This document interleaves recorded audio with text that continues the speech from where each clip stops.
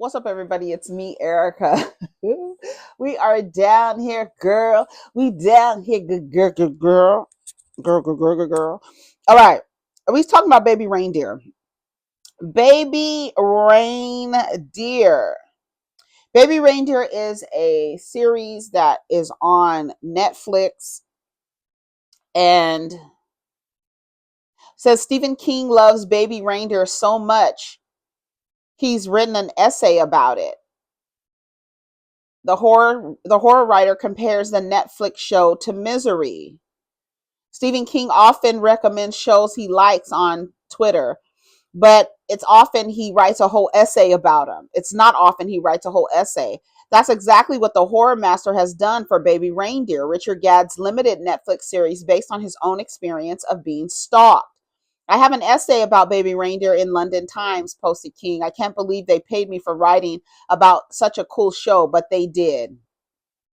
The essay sees King talking about how he discovered Baby Reindeer, which he goes on to compare and contrast with his own novel, Misery. Unlike most streaming series episodes, which feel bloated at 50 minutes or even longer, the episodes of Baby Reindeer, each about 30 minutes, are like short, swift stabs administered by a very sharp knife, King writes. The essay is essentially a very positive review, with King even saying that the penultimate episode is one of the best things I've seen on television or in movies for that matter. The show already has a very high score on Rotten Tomatoes and a large viewership, but a glowing essay from one of the world's most successful writers isn't something you get every day.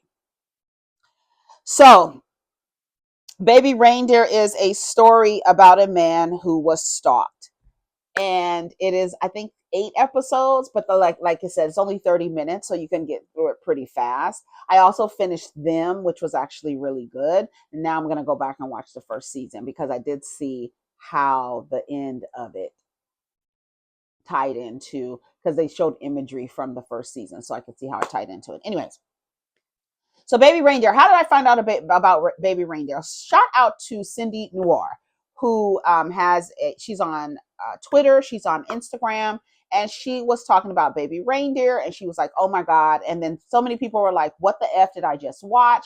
What was that I just watched? What happened? And to me, it was so good. It was really good because at first I was like, what is going on here? And I was watching it at first and I wasn't really paying attention. I was like in my phone, but I was getting what was going on because the episodes are so short. So I was kind of getting what was going on, missing some dialogue, but getting the gist of the story. And then I was like, it was, thinking like how crazy it was. And then I was like, I need to go back and watch it. So I went back and I watched, I'm on episode 6 now, and I went back and watched it, and it's good. It's actually really good. But this guy, he works in this bar, and this woman comes in, this little portly woman, giving you the idea of like a Roseanne Barr type shape woman, right? And she comes in, she sits down at the bar, and she looks sad. And so, of course, like bartenders do, what do you want to drink? Trying to, she's like, do you want something to drink? And then I think she says she can't afford it. And he goes, well, I'll give it to you. And when he gave it to her, it sparked something in her, right? And then she started coming in often. And he said that she told him she was a lawyer and that she was more important than she actually let on. He thought to himself, well, if she's just this lawyer who is so well respected, why couldn't she afford Diet Coke? Right. So I don't know. I don't know if I missed that part, and let me know, but she gets his email somehow, some way. And she starts emailing him vulgar emails, sending him vulgar emails. The emails are like one-liners, two-liners, just saying something really quick to him, but it's kind of vulgar and suggestive, sexually suggestive, innuendo, and all that other good stuff. So he's like, what? Like, it's weird, like, and then she keeps coming in, right? She'll come in, act like she doesn't, like, act like she can't stay for long, but then ends up sitting there talking to him for a long time, to even the point that the other men in the bar are like noticing that she keeps coming in. He likes her, her in terms of, like, when I say he likes her, like, he's enjoying her coming in, talking to him. He even said he liked her laugh and stuff like that. She just starts stalking him, and then he realizes that she has been convicted before for stalking. And the weird thing that comes from it is that he enjoys it. He enjoys being stalked by this woman. But he actually follows her to her house. He ends up following her home one night, and he sees that inside of her house it's just like she has shit all over her house. She looks like she hasn't cleaned her house in years.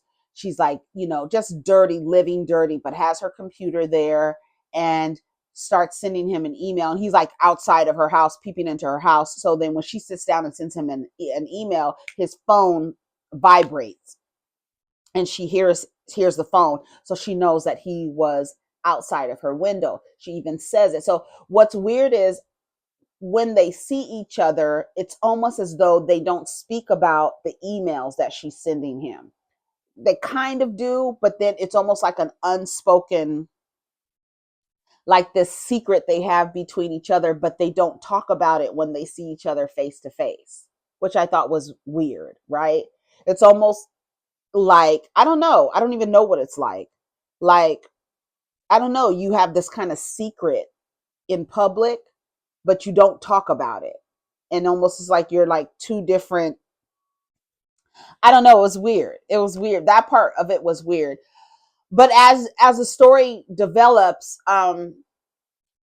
he starts diving into why he is enjoying this woman, like this woman has been convicted of stalking, and like he's doing he googled her, basically, her name Martha, and he found out that she's been convicted of stalking people and ex-employers and stuff like that. Um and so he's fascinated by that, and a part of him, he's also a comic, so not only is he a bartender, he's a comic, and he's not really, it's not catching, right? He's not, he doesn't get on, he's not on the wave. He's just struggling as this comedian. But she is like, because she's stalking him and obsessed with him in a way, she's always giving him, encouraging words and flattering words, and he is liking that because he's a lonely person. So he's liking that. I think part of the reason why he liked that she was stalking him is because he was lonely and he felt like he was getting attention in some way. Um, but then something happens where she actually is following him. They have this one scene where they're in a diner, and they go out because she asked him out, and then he was like, I'll come get you or whatever. And they go to a diner, and they're talking, and she asked him, did somebody hurt him? And she was like, who hurt you?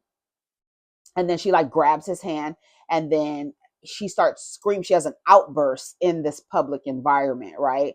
And two outbursts actually in the same instance, and everybody's looking around the restaurant, but she like, it's like screaming, and and he still didn't cut her off after that. He still didn't say, you got to stop. Then one night, she like pushes him. They're walking from somewhere, and she pushes him up against the wall, and she grabs his junk, and he enjoys it or whatever. And then he finds himself on this website, a dating website, and he ends up meeting a trans woman. Now, his living situation, he lives with his ex-girlfriend's mother. He lives with his ex-girlfriend's mother, a black woman, and then he's being stalked by this other woman. He decides to go on this website and starts dating a trans woman. So he goes out on a date, with this trans woman. He starts developing a relationship with her, and then he ends up telling her that he's being stalked, and she's like, okay. And ironically, the trans woman to me seemed as if she was the one who had all her shit together. Like she was the one who was actually the most actualized in her own identity. You know what I mean? And she liked the guy. His name was Donnie. Donnie, Donnie. Yeah, Donnie. And she liked him. The trans woman. She liked him, and they were dating, going out on dating. He really liked her. And then Martha, the stalker, found out that he was dating somebody. Like in her mind, again, she's stalking this guy, but he's liking that she's stalking him. So he kind of feeds into this, keeping her on the hook, right? Because he kind of likes this attention from this woman that he doesn't necessarily find attractive, even though they do end up having sex. He ends up having sex with the stalker. Girl, it's crazy. When I tell you the movie, it's crazy. I mean, the show, the series, but the themes. Okay, so at one point he starts to say he wants to tell the cops. He wants to go to the cops on Martha. Martha is it's getting out of hand. He's trying to move on in this relationship. He's told her, he's yelled at her and screamed at her, stop it. She follows him. She sees him out with a trans girl. She doesn't know she's trans, and then she like ends up attacking her. And then when in her attack of this trans woman, she yells, "You look like a man." And then he's like, like, no, don't, you like, get away, get away, get away. And she beat her up. She beat her. She jumped on her and everything. It was really hard to watch. There's another episode where he kind of goes, and this is where he says, like, he wanted to tell the cops on Martha, but something else happened in his life that something traumatic happened to him, and he didn't go to the cops on that guy. So why should he go to the cops on this woman who's essentially, I mean, she's harmless, basically. That's his rationale. Like, why would I go to the cops on this woman where I was actually, and it reminded me, I get chills thinking about it. I think it's episode 4, where he's trying to get into the acting, I mean, not acting, the comedy circuit. Some man comes and he sees him. The man grooms him and starts harming him, giving him all kind of drugs, and basically strings him out, basically gets him a kind of addicted. And he gives him ketamine, GHB, and he basically passes out. What happens when your limbs, you are immobilized basically, and he wakes up and this man is assaulting him, and he's doing it over and over and over again. It gets very graphic, and it's like they put a warning at the beginning of the episode, because I was watching it and all I kept thinking about was Cassie. When I saw that man like laying there not able to move, and then him waking up and this man around his waist, and actually like having full on a sexual experience with somebody who is immobilized. And um it affected him, of course, right? It affected him, but he never told the cops about what happened to him. So he was struggling with this thing, like, this woman is stalking me. She's not that bad. Something really bad happened to me, and I didn't call the cops on this person, right? But she was getting bad, right? She was, of course, crossing boundaries, following him. At one point, he told her, like, after she attacked the woman, the trans woman, he yelled at her, and he was like, I don't want to see you. Don't come around here. Leave me alone, blah, blah, blah. And then he was like, okay, she left me alone. Then all of a sudden she started harassing his parents. And then like, she was bad. She was bad. Um, it was bad. So I went on, I made a community post, and I asked you all, What did you all think of it? What themes stood out to you? So that's what I want to talk about. So you kind of get a gist of the story. Oh, and on top of all that, it's a true story. It's not just a series. It's a true story. And the person that it happened to is the main character in the series. I don't even know how he could have gone through that again. That especially episode 4, child. I just was like, oh my God. So yeah, it is based on his real life experience with a stalker. And people have found, or they think they have found Martha, the woman, the stalker, on Twitter. When you read this person's post on Twitter, it does sound like it could be Martha. The way that she's talking about him and like talking shit about him, but you also kind of you like him, and she calls him Baby Reindeer because I guess he looks like a stuffed animal that she used to have, and so that's why she calls him. That's her pet name for him, Baby Reindeer. Girl, she was crazy. So I went on to the community post because I wanted to see, did y'all watch it? So let's look at some of the comments and see what you guys thought. You all thought of Baby Reindeer. All right. All right, so here's what I said. This is a community post from 6 days ago. It says, okay, I watched the rest and finished Baby Reindeer. This is actually a great series and has so many variables to consider. It's not so black and white, especially episode 4. Episode 4 was a lot. I said, it made me. It says it made me. I put I made me. It made me think of Cassie. Knowing this was a true story and the main character is the man who this happened to, yeah, he's playing himself. I can't even imagine putting yourself through that trauma all over again. And people need to stop trying to find the real Martha. They said they found her, right? Without spoiling it, what themes stood out to you the most? For me, I said addiction to suffering. At one point, he said he basically liked that she was stalking him. Like, he and then the relationship with the trans woman ended up dissolving at one point, and he basically told her that he liked hating himself more than he liked her. He liked hating himself. He liked sitting in his suffering and trauma more than he actually liked this woman. And so that affected their relationship. He was literally becoming addicted to his pain, his trauma. Like I was saying on the other video about Monique and the people who resonate with Monique, they have an addiction to trauma. Like they have to keep repeating it over and over, and so much so that they start devoting themselves to the trauma. And I feel like that's what he was doing. He had an addiction to suffering. I felt like loneliness. I think for a lot of people, loneliness, being lonely will have you in relationships you do not belong in.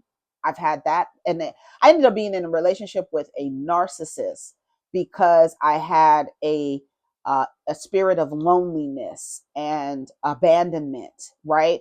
And so I maintained a relationship with someone that I shouldn't have been in a relationship with, right? But it was that connection to loneliness that allowed me to stay in something that wasn't. A lot of people do that. A lot of people. I know I'm not the only one, child. Don't say it's just me.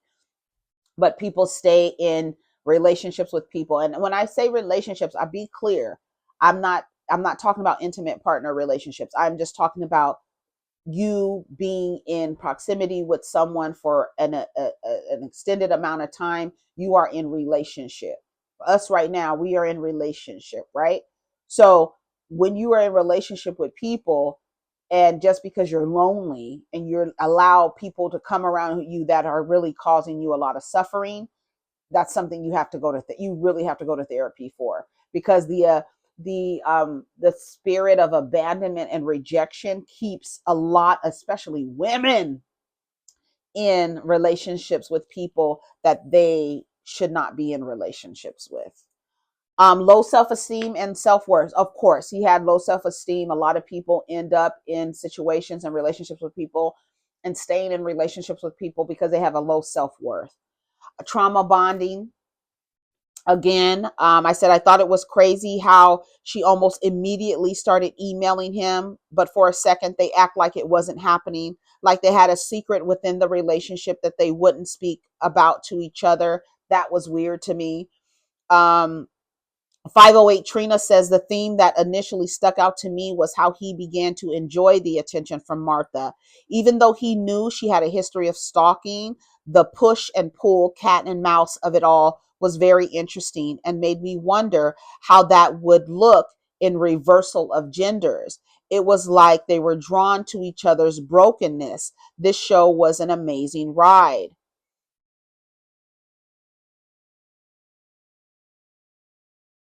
Petty LaBelle. Shout out to Petty LaBelle.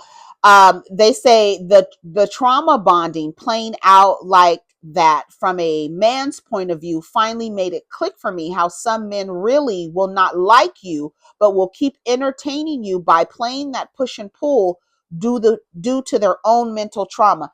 Men will definitely sustain relationships with women, especially like I heard this woman yesterday saying how she's all these things for men and they always friend zone her. Probably that's probably your best space to be with men or friends in friendships. But so many of you want to practice this dynamic with men, even though we've seen for generations it becomes dysfunctional. But you put all of this um you put all of this these things into being something for a man that he will actually keep you around for that purpose, right? The same way I tell you to keep men in your life, to if you need your garbage disposal fixed or you need a tent pull up, keep them in your life and put them to work, right? They'll do the same thing to women.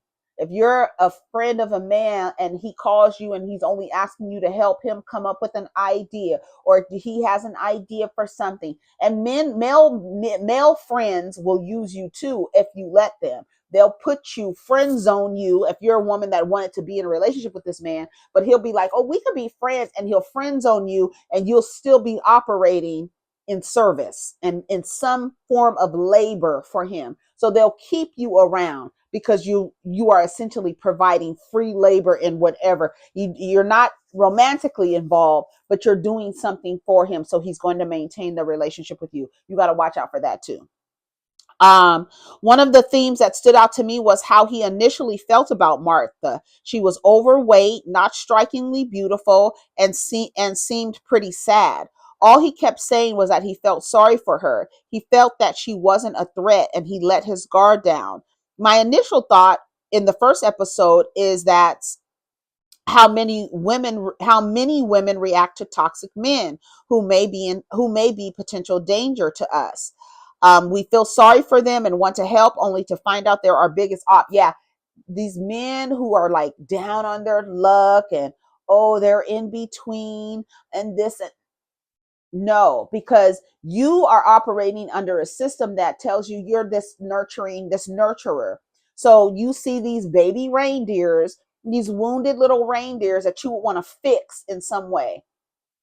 Your self-esteem is low and you need to feel needed. So you go find a broke ass nigga with potential, and then he fucking stresses you out. And then you're like, what the fuck did I do? All I wanted to do was help. Why does this always happen to me? All I wanted to do was help him, and now he's mistreating me. That happens too. Additionally, it played out so many themes concerning grooming and power dynamics and his loneliness despite being in a relationship.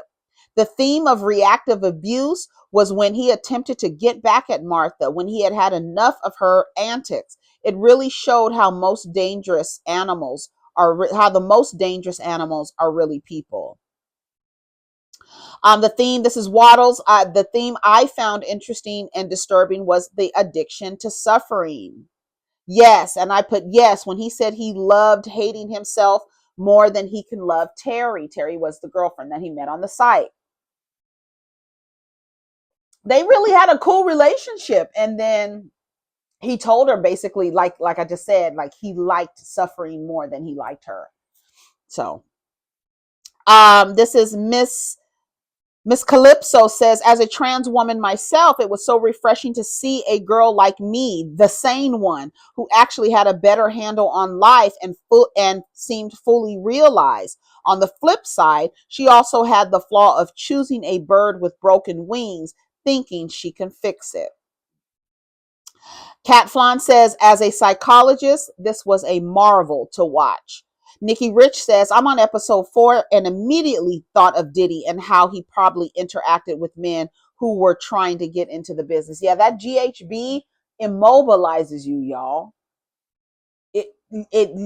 You when you talk about indica, like weed, cannabis, you talk about indica in the couch. No, GHB will put you in the couch. You will become the couch. You will become a cushion. Like you literally could become immobilized. Everything just like breaks down and you pass out basically. And this man is waking up and he sees this man everywhere on him, on his body, just using his body, just using his body. Episode 4 was, when I tell you episode 4 was a fucking doozy, it was a doozy. I just found myself scrolling and ran into this series on Netflix. Now I'm definitely gonna watch it. Thanks, Diva. You're welcome, Saint Marquise.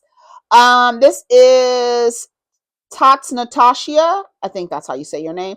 I started watching it because of Bondi Blue. Shout out to Bondi Blue. I felt bad for the man, especially episode 4. You are right. I don't think I could tell the story and watch it if it were me. Yeah, I don't think I could do that over again, especially that episode 4, because it was a lot of trauma in that.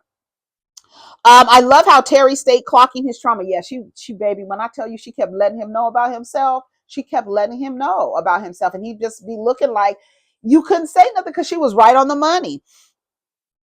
His dad's story was also riveting. I'm not going to even let y'all know the dad's story. That comes at the end. I won't ruin it for y'all. Woo, this was a polarizing to watch. So many good points already mentioned. I'll add familial trauma. His dad, for example, I felt like he was a masochist. Yeah, like you want, this is the only type of attention. Oh, I gotta go.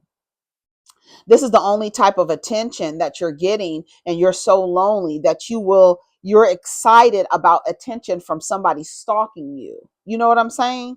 Let's see. What stood out the most is how he enjoyed it at first. This is why love bombing works so good on certain people who already have low self-esteem. It's like it feeds the ego to be craved like that, but it would scare the hell out of me. Also, I learned to say that when you send a photo to someone, you need to remove the location first because they can get your home address. Yeah, the meta tags will give people the address to your, it will show on a map where the picture was taken. Trust. Be very careful. I never knew that until we were talking about stalking experiences at work today. Edit. Oh, and the fact that he was turned out was disturbing. I've always thought that abuse could lead to sexual behavior that you would not normally pursue. I don't think it was in him all along. I think that when you expose yourself to certain things sexually, you are going to go down a path that will desensitize you. Oh, and did you notice he surrounded himself with misogynistic pigs? His ass was real crazy on is what I gathered. This is I have two Q's 902 says he was a tad complicit in his ordeal. Yes, she was crazy. She was also very sick, but he realized in the attention and when it seemed like she was finally out of his life, he found a way to bring her back. Her primary form of contact had been email, yet he never thought to change it or remove his phone number from his vacation response messages. She got his email from his website. That's right. That's right. He was already bi-curious when he met Darren. Those events didn't turn him gay. He made everyone suffering about him, although he was the reason behind everything, and Terry was too good for him. I have two Q's. This is Kim Watts. She says, my friend was telling me about it and I immediately thought of Misery with Kathy Bates until I started watching it. I'm on episode 2. This is Fareed Miriam says, I thought about how We can be complicit in our own abuse because we think the payoff will be worth it. It never is. Giggles50 says the show was executed brilliantly. It was sad, exciting, funny, and it gave tons of food for thought about human behavior. It wasn't just inserting random characters for the hell of it. Well done. Yeah, it was very focused on the people. We didn't get a bunch, it wasn't a bunch of people in the film. Like it was characters like his ex-girlfriend, the black girl. And that's what else somebody said. Oh, here it is. Here it is. And this is from Erica Richardson. She says, I don't know if it was just me, but did anyone pick up on the women in his life? One being fat, one being black, and one being trans. I don't know. That spoke to me like three essentially invisible women tending to this man that's a victim, but also an aggressor in many ways to them. I still got 2 episodes left. I don't know. And I said I did. And the trans woman was more secure than both Martha and Donnie. And then she comes back and says, and that security only shifted once she got closer to Donnie when he moved into her home. That's when all that changed. But I still got to finish. Yeah, girl, it was good. She's So Saucy says, I love this. Episode 4 and after. Wow, so sad how abuse can manifest in our lives and allow us to fall in love with hating ourselves. This is a voice behind the lock says, what stuck out to me was a commonality of loneliness between the stalker and the young man. Shout out to CJ, the gamer. I think you changed your name to the C Johnson 93. I'm in the middle of episode 4 now. I had to take a break. Yeah, it was a lot. It was a lot. Episode 4 was a lot. Just prepare yourself. It has to do with sexual violence. So again, I said it reminded me of what I think Cassie went through. So Des Monet says the theme that stuck out to me was his addiction to drama. Like his ex Keely pointed it out a couple of times and he had the ability to cut things off with Martha early, and he didn't. But he could have cut off things with his male abuser earlier after being coerced into heavy drugs, but didn't. The attention he got from Martha and his male abuser gave him a thrill that he was lacking in his day-to-day life. I've been looking for something to watch on Netflix. Last night I was considering canceling my subscription. Thank you, Erica. Glad I can help. It bothered me so much that he reported Martha to the police, but not his male abuser. Then he went back to work for that man after the fact. Yeah, that shit was crazy. When he knocked on his door and the man opened the door, I was like, what are you doing back at his house? What you back at his house for, girl? It displayed the cause and effect of not being yourself and the internal battles of that. His experience kept getting worse the further he ran away from his pain. Yes, the definition of trauma bonding just through the eyes of a man. And that having that type of relationship is due to pure lacking and longing that one may have in their life. Yeah, the loneliness was a theme. Like it kept, because why in the hell won't you tell this woman to leave you the fuck alone? He got so excited when he did a Google search and saw that she had been in trouble for stalking. He was like, a real live stalker is stalking me. Someone who's been convicted of stalking is stalking me. And I think he was disarmed by her physical appearance. She was fat, short, little disheveled. Like I'm telling you, Roseanne. She gives you, like, think about Roseanne Barr. A little stout little woman coming in, little shorty coming in with her little moo shirts on, with different little shirts on, her little bag and stuff. The original Scorpio Bell says, I just had dinner with my kids and we were talking about this. They were on episode 2 and I told them to wait because it gets worse. Episode 4 and 5 were hard to watch. I can't imagine going through that and reenacting it. Yeah, I can't either. Blue Butterfly says the theme of grooming, specifically how it can get into your mind and confuse so many aspects of your mind. It's not black and white. It led him to SA and drugs, screwed up his self-worth, which led to more abuse. But it took him a while to clear his head because he was groomed, not just attacked. So he was unsure about how to feel about the abuser, because the guy was nice to him at first and was telling him, like, I can make you famous and this and that. And then like he started introducing drugs to him, and then the drugs got harder and harder and harder, doing things that he has never done before, all because this man was just stringing him along like, oh, I can make you famous, I can make you famous, I can make you famous, I can make you famous.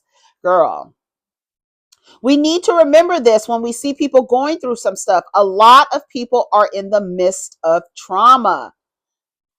This one person says the theme of if a cycle is not wholly dealt with or broken, it may repeat with the abused becoming the abuser. Um, Someone asked, have you watched I May Destroy You? I feel like it's slightly similar in the way the essay is detailed from the perspective of the person that experienced both great shows. Yeah, I May Destroy You was good. Michaela Cole is in it with her beautiful self. It's really good. That's on Max if you want to watch that. I don't know that this was based on someone's life experience and that he played himself. Wow. Stephanie says, I couldn't even watch. Everyone's comments about it said the same thing. The idea of it felt so heavy. I couldn't allow myself in that space right now. So I decided to sit this one out. Yeah. Nobody, it's not, girl, because the themes, you have to be mentally prepared, especially episode 4, girl. I was like, they were really, and like the episode is only 30 minutes. They were really graphic.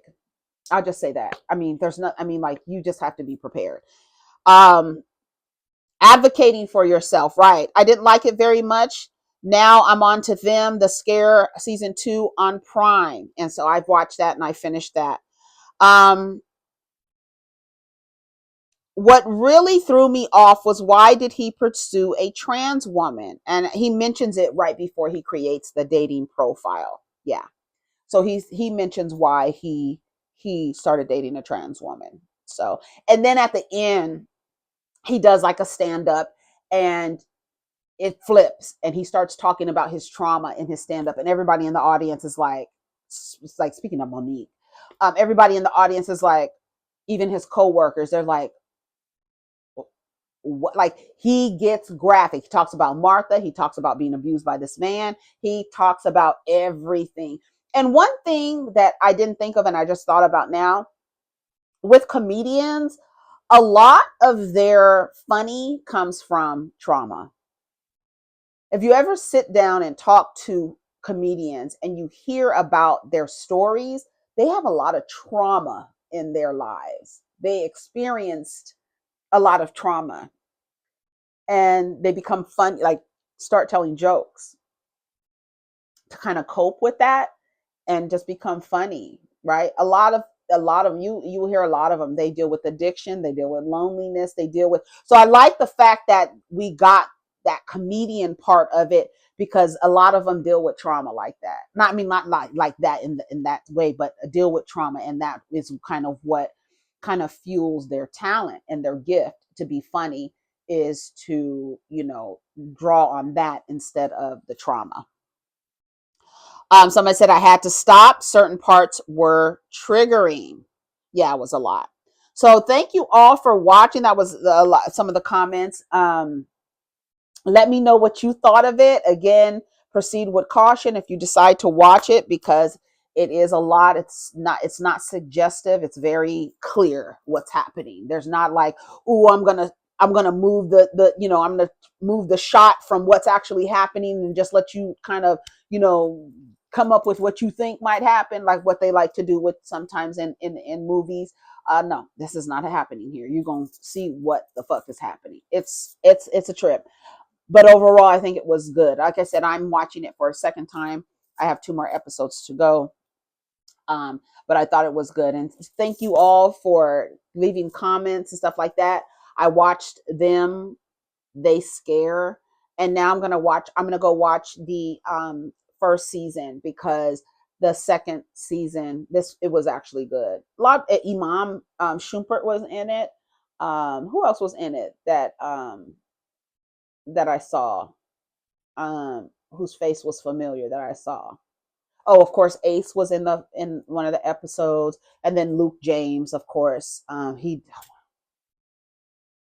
Luke James did so good. Oh, I was like, yes, Luke James. He did so good. It's a good story. It's a good story. And now I do want to watch episode because it does give you American Horror Story where they kind of insert themes from the first season and the second season and then and on and on and on. They kind of at the end of this season kind of felt like they were introducing you to another quote character that is going to be in the maybe season 3 if they get a season 3.